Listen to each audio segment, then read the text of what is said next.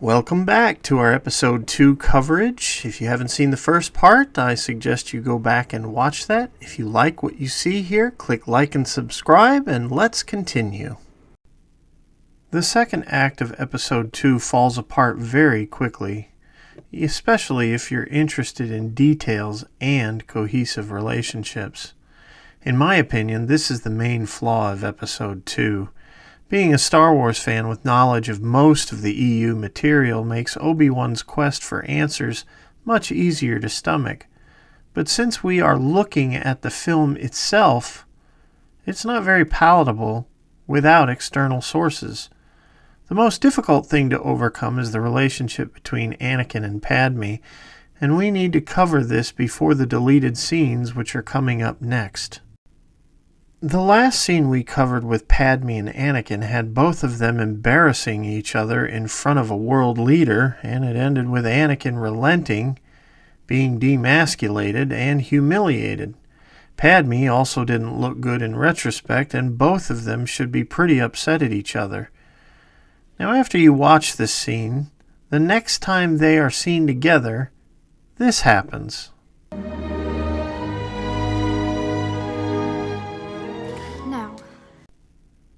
This scene, quickly after what they did to each other in the throne room, is very jarring. The tone of these two scenes are exact opposites, and it was never addressed, and so as an audience we are blown away by this. Then there is the delivery of the lines, and up to now we could maybe chalk this up to Anakin being awkward, but now it is tonally off. I must say that the acting from Hayden in episode 2 is all over the place and needed tighter direction to create a more believable character. Many critics note that Anakin comes off creepy, and I agree with them. Plinkett's view on their romance rings very true, and I will not defend Padme and Anakin's relationship in this film. Instead of arguing the obviousness of their contrived romance, let's take a look at what was cut out of the film to establish a better relationship between these two characters. I will note that I don't endorse most of these scenes to be in the movie, as the second act is already slow enough. Because once Padme and Anakin get to Naboo, much of the movie's pace slows to a crawl, and to add more to it would have hurt it during its theatrical run. The only real cure for their love relationship was to completely overhaul their romance on a script level. Rather than rewrite the movie, though, let's look at what was made originally to create a connection between these two characters. Our first deleted scene takes place directly after Obi-Wan speaks to Yoda and the Padawans. Right off the bat, the deleted scene has problems. Anakin and Padme just arrived on the planet, went to the throne to report the situation, and are now walking to where they will lodge. Note Padme and Anakin's outfits have changed. It is completely different from the last scene. This raises questions like, did they stay somewhere else the night before? This is hard to accept because in a later deleted scene, Padme is unpacking her luggage in her parents' home, where she says she lives there. Even the deleted scenes cause some problems with the logic of their storyline, but I digress. Anyways, Anakin and Padme go into her parents' house, where they quickly eat without the children of Sola, Padme's sister. Another oops moment in the deleted scene, I presume. Come on, deleted scenes, help us help you make their relationship more believable. What was I saying? Oh yeah, in this scene, Sola says this. Did you know, Anakin, you're the first boyfriend my sister's ever brought home? He's not my boyfriend. Anakin's a friend. We've known each other for years. Boy, just look at the rejection on Hayden Christensen's face during this scene. This is not the only reason I want this scene in the movie, because directly after this, the parents ask about Padme's safety, and Padme says this. I'm not in any danger, Mom. Is she? Yes, I'm afraid she is. This scene establishes that Anakin is not a whipping boy, and his ability to reassert himself by being truthful with her family and disagreeing with Padme in a very mature way. With some tweaking, this scene would have been very impactful for their narrative because it shows Anakin can be something other than creepy or salivating towards Padme. Our next deleted scene shows Anakin forming a relationship with Padme's father. They talk for a short bit, and the first part of the scene was not useful as it just establishes who Padme's father is. The second part of the deleted scene is where a very important nugget is. The women are cleaning up in the kitchen, and Sola states to Padme, Have you seen the way he looks at you? Sola, stop it. It's obvious he has feelings for you. Anakin and I are friends. She then glances at her mother, who looks at her like she is fooling herself. Padme then looks back at Anakin outside, contemplating. Now I need to add a side note here, as Sola is a very important character that was deleted from the film. In the novel for the film, Sola and Padme were in the very first chapter of the book. Sola basically sets up Padme's mindset through the movie. Padme is complaining to Sola about the situation of the galaxy, and Sola responds that she is doing all this work for other people, and yet Padme does nothing for herself. She says this as Padme is watching her children play, thus forcing home the point of family, which Padme is not building in her own life. It's crazy this was not in the film because it could have established a motive for Padme to accept Anakin, partly due to her own personal issues, thus making her blind to some of Anakin's issues. However, in the movie, we don't even get a hint of this. The deleted scene shows some of this, but not the core issue. This long deleted scene would end with Anakin and Padme's father talking about the danger she is in, and yet again, we know the situation, so this part of the deleted scene is best cut. The kitchen scene was important and should have been kept. On a side note, in the novel version of the film, the deleted scene continued after Anakin and her father spoke about Padme's danger. Sola continued to challenge Padme and states that Anakin likes her, but she is just denying it to herself. She states that Padme thinks more rigidly like a Jedi than Anakin does because she is so tied up in responsibility. She literally points out to Padme that being a senator and being a girlfriend aren't mutually exclusive, to which Padme retorts that her work is important. Solo then says that she doesn't know about how Padme feels, but they both know how Anakin feels, and that Amidala is scared of that. This type of stuff was so necessary for the film, and it is a colossal failing that it was not in it. Sola and her conversations would have tied everything in a bow, but we get none of it. After the kitchen scene, Anakin and Padme are in her bedroom while she unpacks. In the scene, Padme states that she lives here because she moves around so much, thus putting into question why she changed after seeing the Queen. They talk about home, and Padme opens up to Anakin about some children she tried to save, while Anakin is looking at pictures.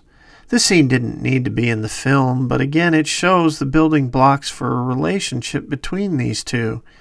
In the end, the cutting of all of the family scenes really hurt this film because there is no exploration of a relationship. Rather, it is rushed from an argument in front of a planet leader to a kiss on a balcony, and it is shell shock for the story. It just doesn't work, and is the biggest problem with this film. So now we get back to the theatrical cut where Obi-Wan arrives at Kamino, and it is the prelude to the next convolution of the film. Kamino is an awesome location. I love this planet, and for a fun note on side information, the planet actually had a world flood and the Kaminoans turned to genetics to survive. Since they had no trade, they marketed their genetics and thus became cloners. I just find that premise fascinating from a world-building view. Anyways, It is then that Lama Su states to Obi-Wan, Master Jedi, the Prime Minister is expecting you. I'm expected? Of course. The very first line on this planet starts with the audience scratching their heads. How was Obi-Wan expected? Even EU fans have a hard time answering this because the Kaminoans were not all in on Palpatine's plan. In Legacy and current canon, Order 66 derived from a chip which the Kaminoans knew about. The chip was designed for emergency protocols in which the clones could not resist.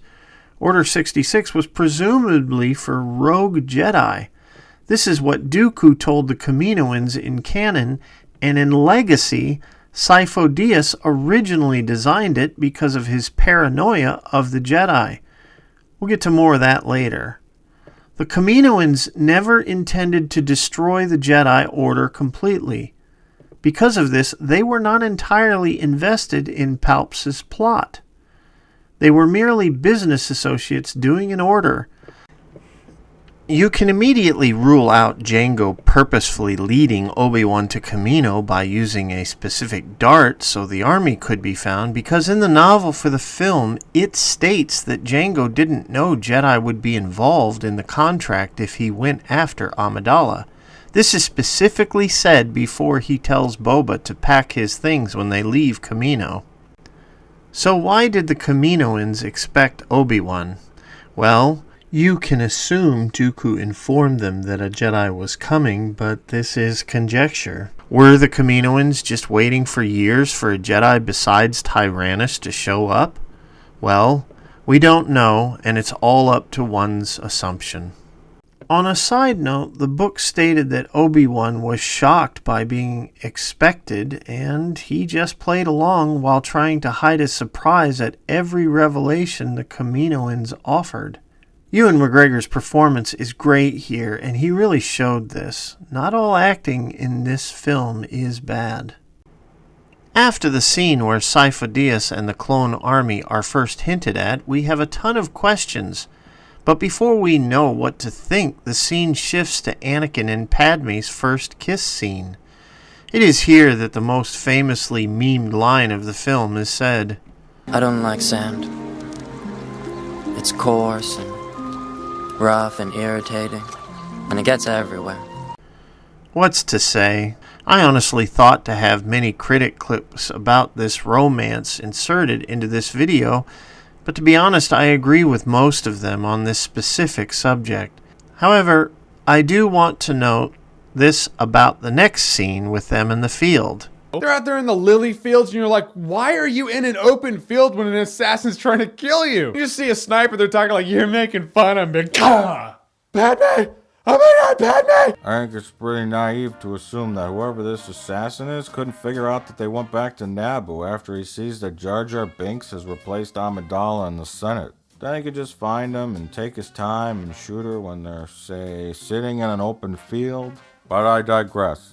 I have to agree that I find it hard to believe Anakin would bring Padme to such an insecure location, especially when there is an assassin on their tail. Maybe? Many note that after Padme arrives on Naboo, the assassination attempts stop dead. I often wonder why Jango didn't simply try to track Padme to finish the job. This leaves a lot of questions. Now, one thing we can say for certain is that Nute Gunray wants Padme dead, and it is Dooku who most likely sent Jango to deal with this to appease him. Palpatine sets Anakin and Obi-Wan to protect Padme because he would know, most likely, that the young Padawan is nuts for her. I think whatever the situation would be, Anakin could turn. If Padme died, he would need consoling, and the only person that would offer that in the galaxy would be Palps. If she lived, she would most likely shake the foundation of the cold Jedi teachings and encourage his desire for connection, thus pulling him away from the Jedi Order. So either way, Palpatine wins in this scenario, so I don't think he would stop the assassination attempts in any way. That just doesn't follow. Now, Padme was a big deal in stopping the Military Creation Act, so getting her out of the way and under Anakin's protection is a major plus for Dooku and Palpatine's plan. Even the novel shows Jango to not be in a hurry to chase after Padme because he has some scenes teaching young Boba Fett with a few things before he meets Obi-Wan after the assassination attempt. Again, like most things in the second act, it just doesn't make sense. I believe the assassination plot was to get Padme off-world and nothing more. Get her away from influencing votes for the upcoming bill, and once she was out of the picture, Dooku didn't care because then the opposition for the clone army is handicapped without her influence. However, I can't confirm any of this, and the movie isn't very clear. It is just seemingly convenient to moviegoers that assassination attempts just stop when every assassin would go to Naboo once she was known to be off Coruscant. What's the matter, Pop? I'm confused. But wait! There's more! So our next scene has Padme in this outfit. Now there can't be any qualms about this. Padme is out to get Anakin, even though she's sending out mixed signals. Oh God, that's too bad. This frustrated me when I watched the movie, but taking the deleted scenes and book into context, it can make sense. Despite this, if we went just by the theatrical release, none of this makes sense. In conclusion of this topic, the disbelief spawns from mixed deliveries, mixed signals, and an overall rushed mentality. The time is not spent showing their love grow, rather it just says they are in love, and from what previous scenes told us, it is not earned. With that out of the way, it's time to dive into the final black hole that caused confusion for this movie, and it is the nuances of the clone army and how they fit into the narrative of the prequels. They say Master Sifo-Dyas placed an order for a clone army at the request of the Senate almost 10 years ago. I was under the impression he was killed before that. This scene sets up a huge mystery where a presumably rogue Jedi whose name is eerily similar to Sidious created the clone army. This Jedi died 10 years ago. This is a huge setup for a deep topic, and it will never pay off if you do not look into supplemental material. General audiences that are not Star Wars junkies like myself have every right to call this a convoluted mess. What's worse is that the canon material that goes into detail about the creation of the clone army is a letdown, and it's convoluted as well. Now, I don't mind ambiguity in my films. In fact, I like it. Perfect examples like Inception, Basic Instinct, and Total Recall leave you with questions at the end about the fate of the characters and challenges your perceptions. On the same note, deep ambiguity, like the end of 2001 or Jacob's Ladder in its entirety, can actually enhance films and the exploration of what they're trying to say. However, the difference here is that Episode 2 does not build up any narrative behind the convoluted plot. It basically says, here's an army, deal with it, and then moves on. Originally, in the early drafts for the Attack of the Clones, the Jedi who contacted the cloners was named Sifo-Dyas. And that was, in fact, a secret identity for Darth Sidious.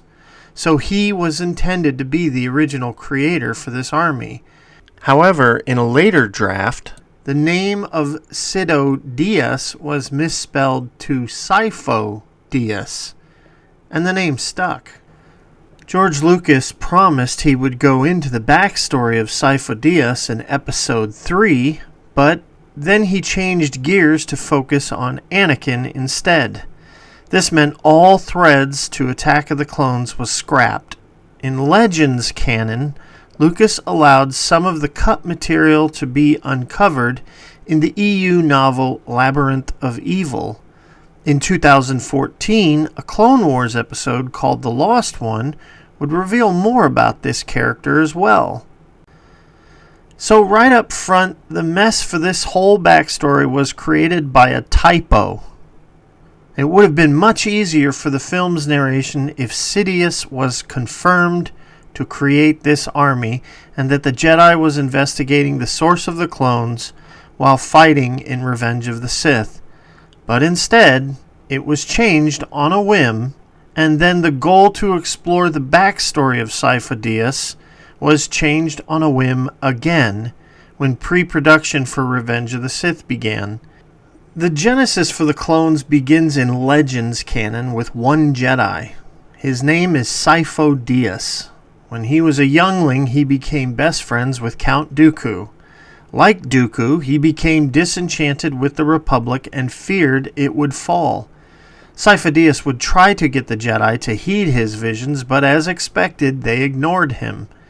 An individual named Hugo Damask, who was a major banker in the galaxy, encouraged Sifo-Dyas to act on his fears. Damask suggested that Sifo-Dyas make a clone army to protect the Republic using the Kaminoans, and since Damask was a loyalist, he would give the funds to Sifo-Dyas to do this. Sifo would take up this offer and enacted a meeting with the cloners to make the army for the Republic. Sifo came up with the idea of the chip with orders for clones in the event of emergencies as well. What Sifo-Dyas didn't know was that Damask had an alter ego.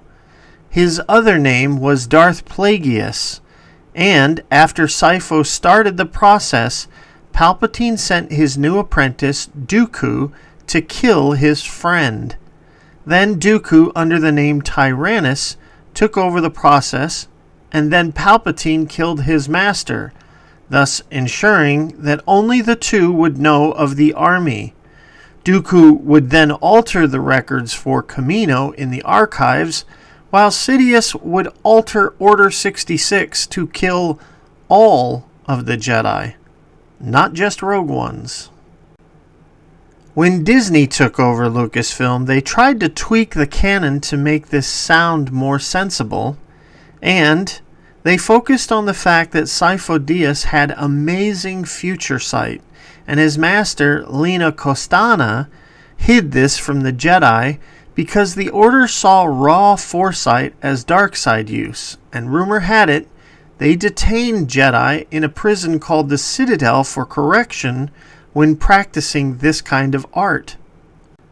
As a result of all this, Sifo-Dyas had a little paranoia towards the Jedi for good reason, but he tried to warn them of some of his visions. As he grew in the ranks, one foresight Sifo-Dyas had was a star system being destroyed by a storm. Dooku and Sifo wanted to start an operation to rescue the system and warn them.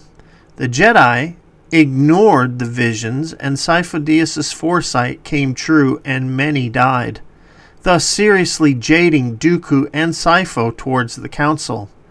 Later, Sifo-Dyas tried to convince the Council to create an army to protect the Republic from future ruin that he predicted, and they booted him from the Council for being too extreme. Sifo became so burdened by his visions that he sometimes stuttered, and would become unable to do his duty to his fullest. He tried his best to hide it, though. Now that you're an expert on the roundabout canon of the clone backstory, does it really make the movie better or worse for you? I personally pretend the outside canon doesn't exist to make the movie more enjoyable because it is so muddled and it is unnecessarily complicated. I don't want to sound like a fanboy who wishes the movie to be something other than what we got, but in this case, the simplest reality for this film is the best one. Ignore the fucking typo and go after the original concept you had in mind. Having Palpatine secretly create the army would have made monumental sense for the story's structure. Revenge of the Sith could have had the Jedi trying to discover the source of the clones desperately and the moment they did, Order 66 occurred. But instead, it was changed, and it made everything overly intricate and confusing. So now that we are through all that, Mace and Yoda discuss the fact that their ability to use the Force is crippled, and being the politicians that they are, they decide to hide this weakness, which actually is a good idea for the Jedi's sake. The next couple scenes are actually pretty good, and there's not much to add to them, in which Anakin decides to go after his mom and seeing Watto for the first time in ages. The fight with Jango Fett is also good, and if you hadn't noticed, Jango bumps his head on the way out. George Lucas had this to say about it. You know, throughout, as we go through the movie, there's all little funny moments like Jango bumping his head, because in Star Wars, one of the stormtroopers bumps his head on the door as they leave the control room on the Death Star. And that trait gets cloned into all the stormtroopers. Then we get to the planet ring of Geonosis, and it arguably has one of the most memorable scenes in Star Wars.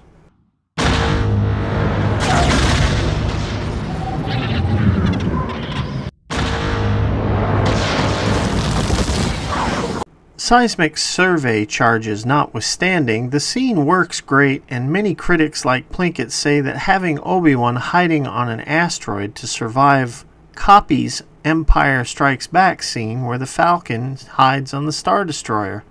This is a very short-sighted critique because it is relevant to the story structure of future installments. Sure, they are similar, but it shows why Boba Fett didn't fall for it, because his father died because of a mistake like this. If Obi-Wan never made it to Geonosis, the Jedi would have never come to kill his father, and Boba wasn't going to fall for that trick again. One has to question the security on Geonosis. Obi-Wan just flies in and there's all these radars pointing towards the sky on the droid control ships, but I'm just nitpicking. When arriving at the farmstead on Tatooine, we run into an interesting problem for the series. C-3PO has now lived with the Lars family for over 9 years, according to canon. Now, 3PO has a very distinct voice, and droids of his type don't share the same dialect. Oh, excuse me. How rude! So when 3PO shows up at the Lars farmstead when Luke is a teenager, it's hard to imagine that Owen has no recall of 3PO's voice, because the droid belonged to his stepmother, who he loved and experienced her death tragically. It's hard to accept this. You could argue his coverings changed, but the voice is unmistakable as well as his manner. What makes this worse is that Owen and Beru have both seen R2-D2 near 3PO as well as these scenes in Attack of the Clones show. Now, miraculously, both droids are at a droid sale, and they don't recognize either of them. Speaking of C-3PO's coverings, the droid was originally shot in his Episode 1 appearance during filming. The original plan was that 3PO remained naked for all the scenes, and while Anakin went to find his mother, Padme was left behind. Padme would find things to do among the accepting family, but finally found her way to the garage where she was the character who finally put 3PO's coverings on. Owen would see this, and I really like this original idea, but I understand why it was cut, as it would really slow down the pace and tone of the film while Anakin races off to save his mother. This also continues the problem that Owen would recognize 3PO. It would have been much better if 3PO's coverings was put on and then he left the planet without Owen ever seeing it. This is a subject we will explore later. On another side note, I want to take a moment to suggest that Star Wars fans check out the novel for this film. The first 36 pages of the book extensively explores the Lars family life around Shmi. It starts before she is captured and she is missing Anakin. Owen comforts her, and then we would see the family interacting with each other and talking about the worries of encroaching Tuskens. After Shmi is missing, the book covers a speeder bike chase with members of their community, where the group is ambushed and Klieg barely escapes with his leg lost. It is very interesting for expanding the homestead and the Lars life.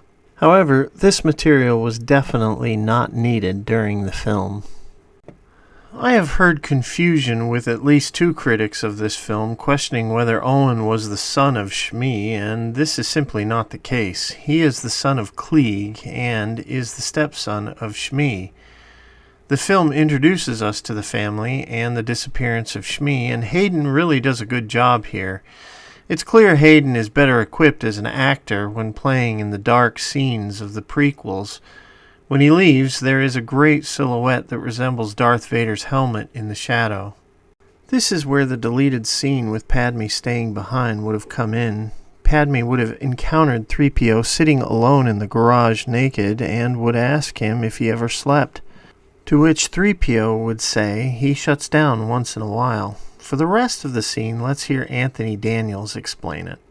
Are you happy here, 3PO? Well, I'm not unhappy. Everyone's very kind, but it's just being like this. Like what, 3PO? Well, naked, if you'll pardon the expression. And he went on to explain, very gently, that many years ago, the little boy had to go away before he could put the parts on 3PO, the coverings. Daniels would go on to say that there were parts and coverings in a box not far from him in the garage, and Padme would put these on. Ironically, in 2002, a figure was made of 3PO that depicted this deleted scenes with removable coverings and the box the parts would be in. For more details on this scene, the novel for the film was clearly informed that 3PO's coverings would not be put on in the shooting script. So in the novel, the same exact scene occurs, and 3PO complains that his coverings are on sloppy, and grime gets inside him. So, Padme makes an oil bath for him, for which he is grateful. I really like the emotion and the idea of this scene. With that said, let's continue on. When Obi-Wan discovers the factories of Geonosis, I appreciated the fact that they showed the origin of the battle droids and the creators that made these droids in their likeness. Obi-Wan continues his sneaking around, and he quickly discovers who the real culprits for all the trouble of late are. As for Shmi, she is a victim of the blood rite, in which Tuskens capture an adversary and torture it. The longer the captive stays alive during torture, the more prestige the captor gets in the tribe. Ironically, you can notice that Tuskens are very brazen in their attacks during Episode 1 and Episode 2. However, after Anakin comes to his mother's aid, he slaughters all the Tuskens. In canon, Tuskens saw Anakin as a desert demon or ghost and made rituals to ward him off in the future. They were still aggressive, but they were not as brazen as they used to be.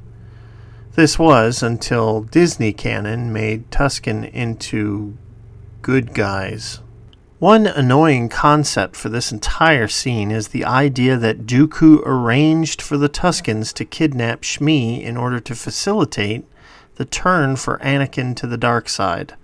According to the making of the Revenge of the Sith book, the original script had Dooku revealing this during their lightsaber duel on Grievous's ship at the start of Episode 3. There was really no need to do this, and it makes everything more convoluted, because why would the Tuskens make an agreement with Dooku or anyone from outside the planet? Because they loathe all colonizers of their planet. Now, I know that some EU fans will argue some of the EU material that has humans living amongst Tuskens, but to have everything connect to Palpatine makes the universe smaller. Dooku having connection to the Tuskens just makes the Tuskens have less agency. It's pretty convenient. A nice touch was that when Anakin does turn and slaughters the Sand People, you can hear Qui-gonn speaking out in the Force. Anakin! Anakin! No! Can I just say that Force healing would be awesome here? Oh, it's so good that Force healing was never introduced in the Star Wars universe. I mean, it would break the entire canon of every trilogy. Oy. Speaking of troubling things in movies, we come to the scene where Anakin rages out about killing the Tusken women and children, and even with the novel and deleted scenes in context, it is very hard to imagine why Padme would ever end up with Anakin. He just committed a genocide on a community, and Padme is established as a peace-loving humanitarian who is against violence. It simply defies logic, especially what the films show us. She should be running away from Anakin the moment she gets, and she would most likely report to the Jedi that he has severe psychological issues and needs help. But instead, she says this: To be angry is to be human.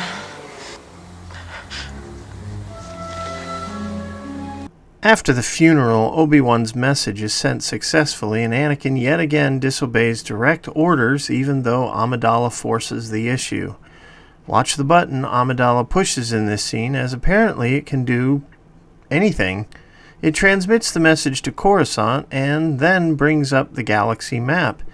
This is just nitpicking, though. Other nitpickers, like myself, laugh over the fact that Anakin literally steals 3PO from the Lars and doesn't say goodbye. The novel for the film explains this because after Padme gives 3PO a bath, Owen walks in and says they were looking for her. She states she was giving the droid a bath, to which Owen says he wanted to give Anakin back 3PO because that is what Shmi would want. It is then that Beru yells out that Anakin is returning. What the film shows us is them finishing the funeral. R2 comes out interrupting the funeral and tells them they got a message.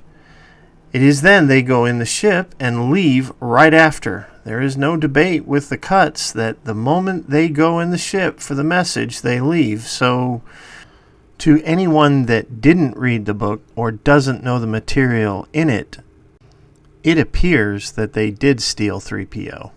You fucking sneaky bastard! The politicians in Palpatine's office concede the fact that the Republic is going to be attacked in some way by the Separatists, and yet it is made abundantly clear that the Senate will not vote to allow a clone army to be used.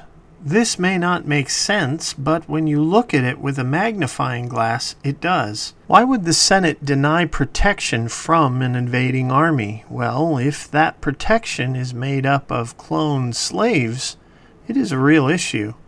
This is exactly why Mas Amedda suggests, "This is a crisis. The Senate must vote the Chancellor emergency powers. He can then approve the creation of an army." If Palpatine is given emergency power, he can overrule the Senate and take possession of a slave army. This honestly raises the case that it is the Separatists who are actually the good guys, because at least they use droids. In the EU, the Separatists are comprised of ignored systems, mainly on the outer rims, who want a better life and better representation in the galaxy. The problem is, those at the top of the Separatist movement are those with money and greed with resources, and Dooku is steering them towards destruction on purpose. Dooku wants the Republic to win. That way he can rule beside Palpatine after everything is said and done. What makes all this worse is that the Jedi are okay leading slaves into battle for the sake of the Republic. I don't really need to go into the morality of this, and it's obvious the Jedi are lost. Dooku is a wonderful addition to the prequels, and he has always been an enigma to me. The EU stuff with Sifo-Dyas is so messy that it was always hard for me to stomach the stories with him. Even in the Clone Wars, Dooku is made out to be this evil dude who constantly duels Obi-Wan and survives, and due to this, he loses a lot of luster. If we stick to the film, there is a lot of subtle depth to this character, and I so wish we could have explored him. Unfortunately, this is a rushed film, and I will go into this later, but for now, Dooku was one of the casualties for a rushed story.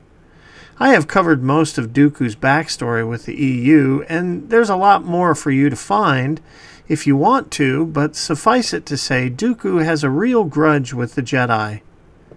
The movie confirms that Dooku was the master of qui-gonn, and with the way qui-gonn was treated by the Council, one has to wonder how qui-gonn would have reacted if he was the one captured on Geonosis instead of Obi-Wan.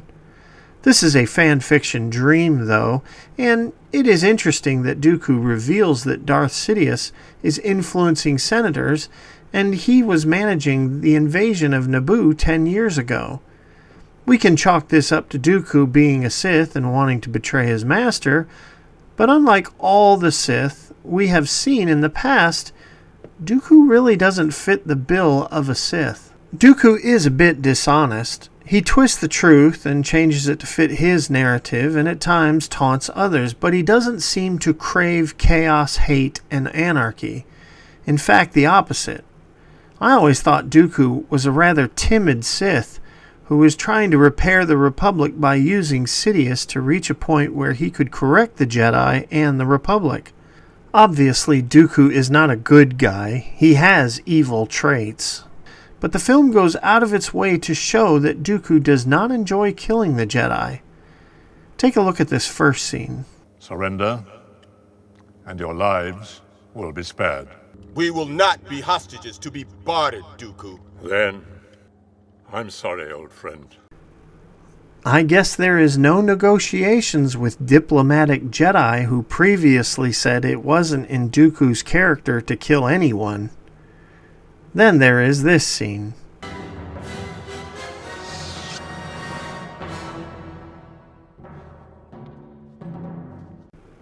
I don't see any elation or basking in hate in Dooku when he beats Obi-Wan and Anakin. Instead, I see conflict.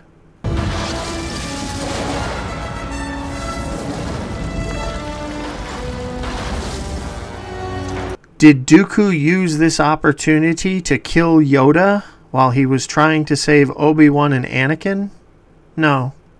He knew Yoda would save them and then fled. Dooku even looks back at Obi-Wan and Anakin, seeing that they're okay. That doesn't seem like the Sith way to me. Sure, Dooku talks smack in a fight, most likely to distract or emotionally manipulate others, but the acting in this film does not scream evil like Maul, Palpatine, or even Vader in Episode 4 and 5. I know the EU says Dooku is not what I am proposing here, but what this film shows is another side of this character that is ignored later in all the media. And it's a shame. He could have been a deep character. I'm not a big Jar Jar fan, but the irony of Jar Jar proposing Palpatine to take over is a nice touch, and I appreciate that George Lucas stuck to his guns. Ahmed Best spoke about a deleted scene with Palpatine and Jar Jar as well. Listen to this. It was just me and Palpatine walking down the runway, talking about the plans to turn the Empire into what it had turned out into being. So it was a very dark, very personal, very quiet scene. But for some reason, Palpatine decided to confide in Jar Jar in that scene, that pretty much he was going to wreak havoc. So wherever that scene is, somewhere, that would really give great credibility to the Darth Jar Jar thing. We won't cover the Darth Jar Jar stuff again. If you're interested in that, go back to our Episode 1 videos for the full coverage through the movie. As we wrap up another video, I have to admit the second act for Attack of the Clones is difficult. It really damages the film in many ways, with so many lost opportunities and jumbled story threads. But the third act is heavy with many entertaining things. This will be covered in our next video. So with that said, we will see you next time in Part 3.